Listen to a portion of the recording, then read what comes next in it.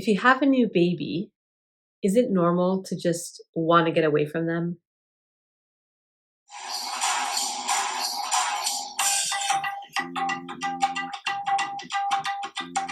Hi there, and welcome back to Ask Dr. Saira, the show where I answer your questions about relationships, personal growth, and mental health.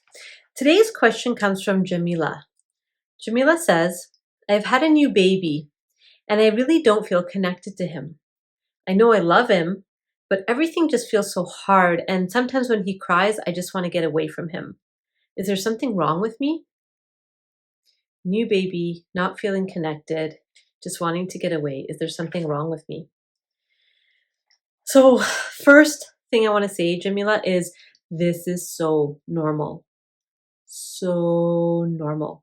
One of the challenges I think we have in the culture that we're kind of surrounded in is that we see these really sweet images of motherhood and parenting, where it's like staring at the baby and it's such a sweet moment in a rocking chair. And those happen, sure, but that's not the majority of times. Let's be honest, with a newborn, it's hard. It's hard. And so that's what I want to say, like right up front, is that this is so normal what you're going through. The first thing around this question is there's a requirement, I think, to change expectations. Now, one of the reasons we have this image of everything's perfect is because we don't really talk about the hard stuff. A lot of parents don't actually talk about how difficult different elements and different stages and ages are in their own lives, in their own experiences. And I don't know why we don't just share, but it seems like we've got this like code or something where we don't tell the bad stuff, which I think is problematic. Faizan and I, my husband and I, run a parenting intensive where we actually break it down and like have an honest conversation about what does it mean to parent in a thoughtful and conscious way. And it isn't easy. And so I think the first thing, Jamila, is to think about your expectations, what you thought parenting would be, and what's actually happening. So just maybe take a look at maybe your expectations were a little unrealistic, unreasonable, just based on, what you see in the movies about what it means to be a new mom. The second thing I would say is that, and a lot of new parents kind of overlook this part, is that your role has significantly changed, right? Your life role, your priorities have significantly changed. You went from when you were pregnant being a lady with a baby in her belly, right? If you carried biologically, or even if you adopted, you went from being a single person, right, not really responsible for too much, to suddenly being responsible, totally responsible for this other life. And that can be jarring for people because it just kind of happens, right? Like suddenly, and a lot of moms have told me like they'll kind of have this moment where they're like, I'm a mom. And it usually comes way earlier than the birth of the baby. For biological parents, it's like the baby comes and they already feel like mothers. Sometimes that's different for the parent that's not necessarily carrying the child. They may feel that connection more when the baby's here, when the baby's born, because they can actually see something real and physical in front of them. But thinking about how your role may have changed, and just like you have expectations about what new mothering or new fathering would be like, also, what are your expectations of this role? So if you think mother and you think sacrifice and long hours and tired and thankless, well, you'd be right. No, I'm just kidding. I'm just kidding. Well, it feels like that sometimes, and I know I can say as a mom, it does feel like that sometimes. But if those are the things that I'm looking forward to, I'm not going to look forward to being a mom. And usually those words, those ideas, those images come from how we saw our mom. So when I was growing up, my mom was very much like out in the world, independent, kind of busy, kind of active in the world, less so in our household. I was from a single parent family. So, mom's role was something in particular is about, helping us with the basics of survival. But I didn't want to be that kind of a mom. I didn't have the same barriers that my mom had. So I had to be really thoughtful about this role of motherhood. What's that going to look like for me in my circumstances, and do it consciously? Because if you don't do it consciously, then you just repeat patterns without even knowing that you're doing it.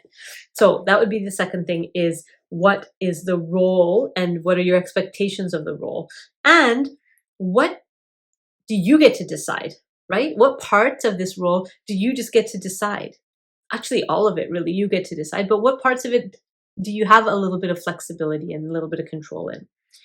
And you get to change your mind. You might be doing something a particular way at the beginning and then decide that that's not right for you or your baby, and then you change, right? So giving yourself that flexibility, remembering there's no right way to be a mom or a dad, right? There's just your way and the way that works for your baby. So as much like great information and advice there is out there, I think the best advice is bonding, like just making sure that you're spending quality time bonding with your child. Other than that, you're going to do it your way. Now, in that question, one thing that came to mind when I read your question, Jamila, is just a kind of a health check. And so if you're feeling like, every time your baby cries, you just want to get away and you don't want any part of it, that could be, again, just the normal, what we call the baby blues that sometimes happens for new moms after they have a baby. They just feel kind of down, kind of disconnected. And that's partly the resettling of hormones that are happening in your body. It could be something more severe or serious. It could be leading to postpartum depression. And so this is something to check out with your doctor. If you're feeling worried about the lack of bonding or the lack of connection, and it's like you're really concerned about it, talk to your doctor. Let them know how you're feeling and what's going on for you. And trust me, like, the hard part is like feeling like, oh, I shouldn't be feeling this way, but maybe you are, right? Maybe there's a little bit of an imbalance and you need a little bit of support. That's totally okay. But just kind of monitoring how long it's going on for and how extreme it feels to you. Does it feel like a problem worth mentioning to your doctor? That's your first point of defense when it comes to postpartum support. There's also, for those living in British Columbia, there's the postpartum what do they call it? The Postpartum Society, I believe. I'll put a link to it in below, and they have all kinds of resources and meetings and connections that you might want to look into. And it's not necessarily just if you have PPD, it's also if you have the baby blues and you just need to connect and reach out with other moms who are going through something similar. So that last part really is about support and seeking support, whether it's through something formal like a postpartum society or talking to your doctor. There may be other informal ways you can get support as well. Have you told your partner? Have you told your parents if you're close to them, or a friend or another young mom? Because sometimes it's nice to kind of bounce it off someone to see, like, is this just normal, or is this something I should be worried about? So I would say that's how I would answer this question. So is it normal? Is everything okay? What's wrong with me? Nothing's wrong with you. This is normal. Things are changing as far as your expectations for your life and your role, and looking at, what kinds of supports do you have, and maybe building on those supports a little bit. As a lot of new moms try to just kind of do it all and do it on their own, like they're supposed to know everything. Why? Reach out with people who are going to be honest about the hard stuff too. And then finally, just to do that health check to make sure that it's not something more severe, baby blues or postpartum depression or something like that. So those are my thoughts for that one. Please do send me a question if you have one for Ask Dr. Saira. You can do that. The email address is at the end. Go through my website. I don't know. There's some way to do it. You'll figure it out. And make sure to like and subscribe to the channel, because I think I get like points or something, like YouTube points. I don't know. My kids say you're supposed to like and subscribe, and it helps people with their channel. So please do it if you enjoyed this video, and please feel free to pass it along to others who might benefit. Talk to you next time. Bye.